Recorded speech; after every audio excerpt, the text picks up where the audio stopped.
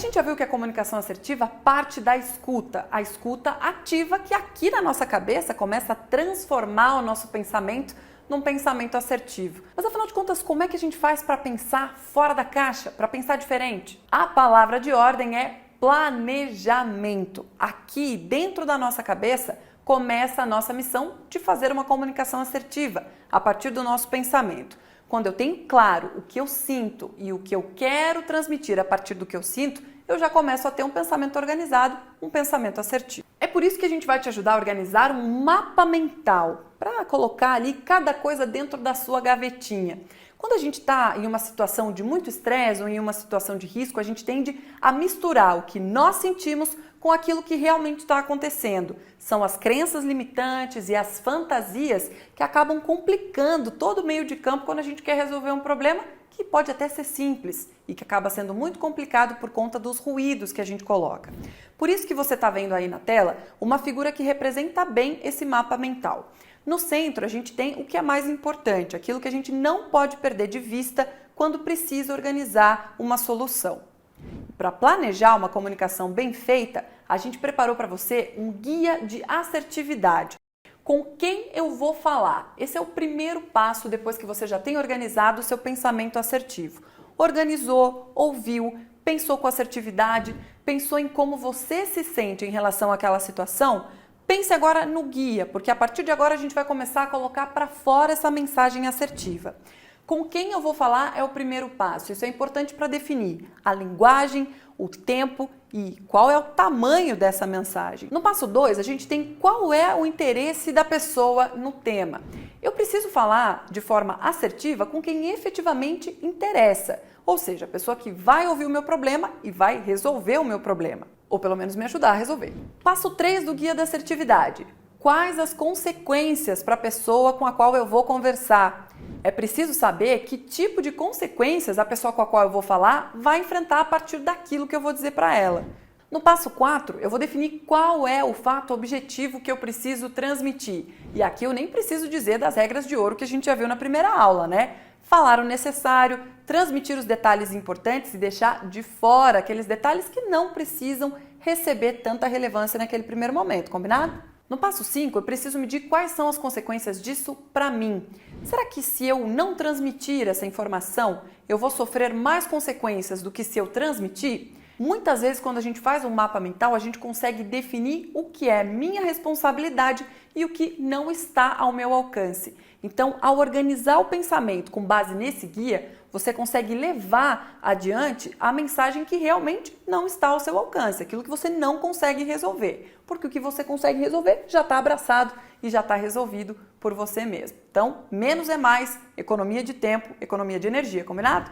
O passo 6 fala em como eu me senti. Quando a gente tem claras as emoções em relação a um fato, a gente consegue ser mais assertivo em relação às soluções. A partir do que eu senti, eu também consigo perceber qual seria o cenário ideal naquele fato. Então, eu só consigo saber o cenário ideal se eu tenho clareza o bastante para definir as minhas emoções e as minhas vontades. Lembra lá dos direitos do profissional assertivo.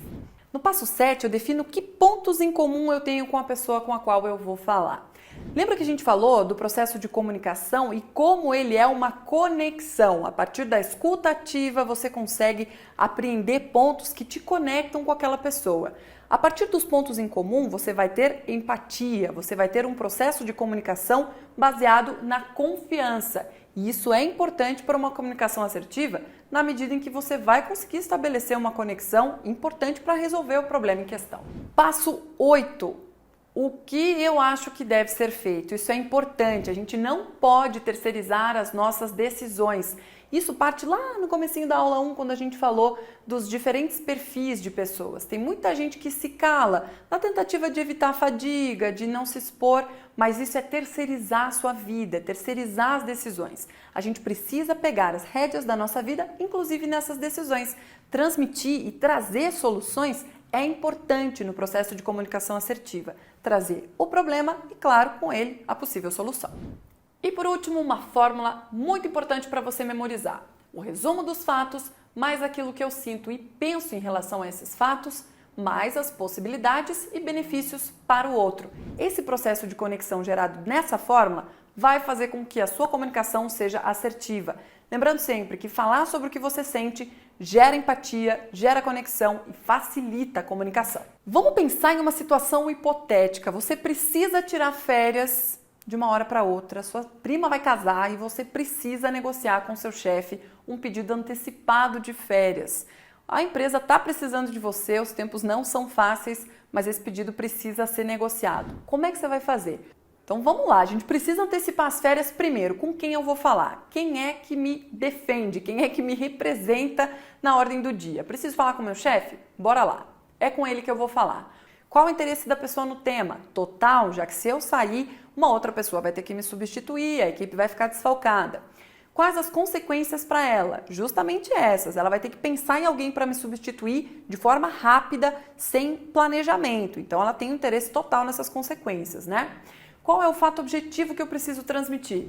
A minha prima vai casar, eu preciso sair de férias antecipadas. Esse é o fato.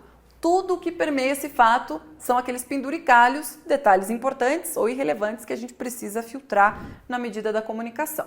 Quais as consequências para mim? As consequências dependem muito da sua postura em relação a esse tema. Se você demora para negociar, você é irresponsável. Se você negocia muito antes, isso pode mudar também a percepção do seu chefe a seu respeito, porque você poderia ter também planejado melhor essa viagem. Então, as consequências para você dependem muito da sua postura em relação àquele tema. A forma como eu me senti, várias, né? Essa pergunta é super subjetiva. Eu posso me sentir incomodado de pedir alguma coisa para o meu chefe, eu posso me sentir confortável na medida em que há uma relação de confiança entre nós. Tudo isso precisa ser construído, mas é importante ficar claro para você que você tem o direito de fazer solicitações, de expor as suas opiniões e também de expor as suas necessidades.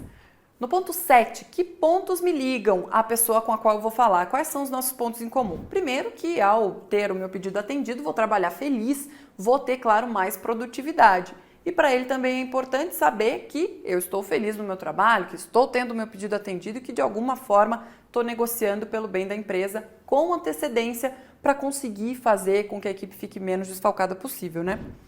8. O que eu acho que deve ser feito? Trazer sempre uma solução. Quando você pega o seu gestor de surpresa, por exemplo, trazer uma solução possível para minimizar esses possíveis prejuízos é sempre importante. E para a gente aplicar na nossa fórmula, né? O resumo dos fatos. Minha prima vai casar, preciso antecipar minhas férias. O que eu penso e sinto em relação a isso? Olha, eu me sinto chateado por avisar tão em cima, mas ao mesmo tempo me sinto responsável por avisar e por preparar a empresa para esse possível desfalque temporário. As possibilidades de benefício para o outro é que vou descansar e vou estar muito bem na volta se tiver o meu pedido atendido. Gente, é claro que esse é um caso hipotético, mas é só para você ver que há formas de conduzir o seu pensamento de forma assertiva com essa fórmula super simples que você pode aplicar tanto nos seus problemas do trabalho e até nas suas questões do dia a dia.